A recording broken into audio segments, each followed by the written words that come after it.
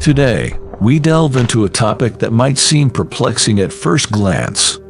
Why did the demons ask Jesus for the pigs? In the Gospel of Matthew 8:28-34, we find this peculiar incident where demons, upon encountering Jesus, begged him to be cast into a herd of pigs. But why would they request such a thing? Let's explore this together.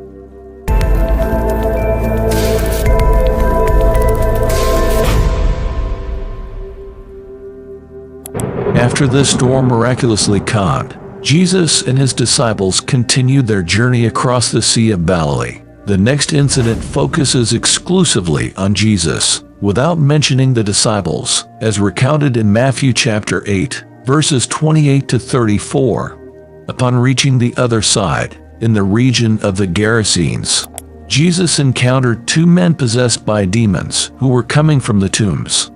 They were so violent that no one could pass that way. They cried out, "What do you have to do with us, Son of God? Have you come here to torment us before the appointed time?"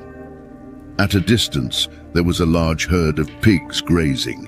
The demons begged Jesus, "If you drive us out, send us into the herd of pigs." He said to them, "Go." They came out and went into the pigs, and the whole herd rushed down the steep bank into the lake and died in the water. Those tending the pigs ran off, went into the town, and reported all this, including what had happened to the demon-possessed men. Then the whole town went out to meet Jesus, and when they saw him, they pleaded with him to leave their region. Matthew further directs our attention to Jesus by answering the exasperated question, "What kind of man is this?" The group arrives at the other shore in the region of the Gerasenes. Jesus is now in the Decapolis, a predominantly Gentile territory, which explains the presence of pigs, an animal considered unclean by the Jews. When Jesus arrives in the region of the Gadarenes, two demon-possessed men coming from the tombs meet him, as reported in Mark chapter 5, verses 1-20, and Luke chapter 8, verses 26-39. In Mark chapter 5, verses 1-20, they reach the other side of the sea, in the region of the Gerasenes, and a man possessed by an unclean spirit meets Jesus coming out of the tombs. This man lived in the tombs, and no one could restrain him, not even with chains. For he had often been chained hand and foot, but he tore the chains apart and broke the irons on his feet. No one was strong enough to subdue him. Night and day among the tombs and in the hills, he would cry out and cut himself with stones. When he saw Jesus from a distance, he ran and fell on his knees in front of him.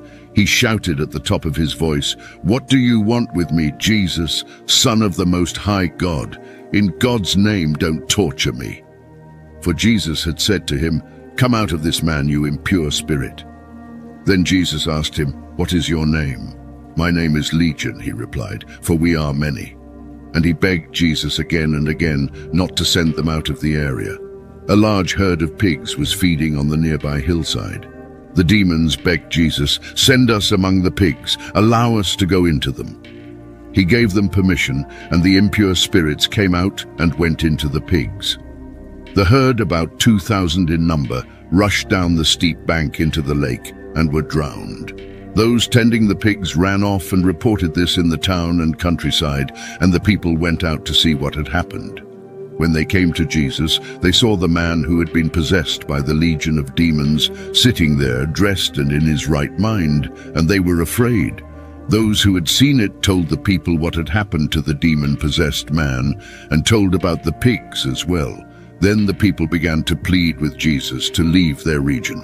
As Jesus was getting into the boat, the man who had been demon-possessed begged to go with him. Jesus did not let him, but said, "Go home to your own people and tell them how much the Lord has done for you and how he has had mercy on you." So the man went away and began to tell in the Decapolis how much Jesus had done for him. And all the people were amazed. Large crowds from Galilee, the Decapolis, Jerusalem, Judea, and the region across the Jordan followed Jesus.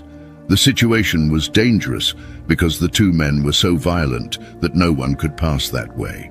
They were known and feared by the general public. The demons, like Satan, quickly recognized Jesus' status as the Son of God, as narrated in Matthew chapter 4, verses 3 to 6.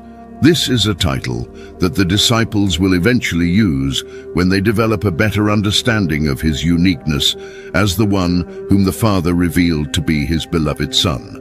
According to Matthew chapter 16, verse 16, Matthew chapter 14, verse 33, Matthew chapter 3, verse 17, and Matthew chapter 17, verse 5.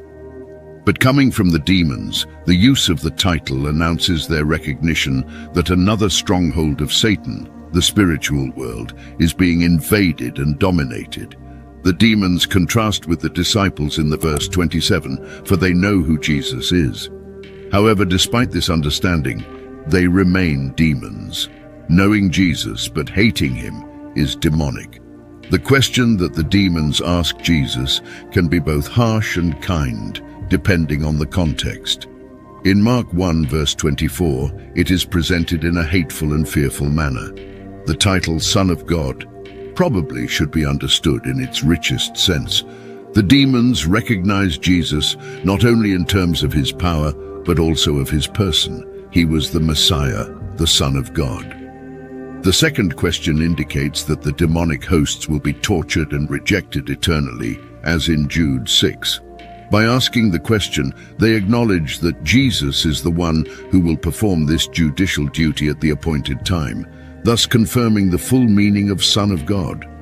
The fact that Jesus is limiting their activity before the appointed time indicates that the expulsion of demons by Jesus was a sign that the kingdom was approaching.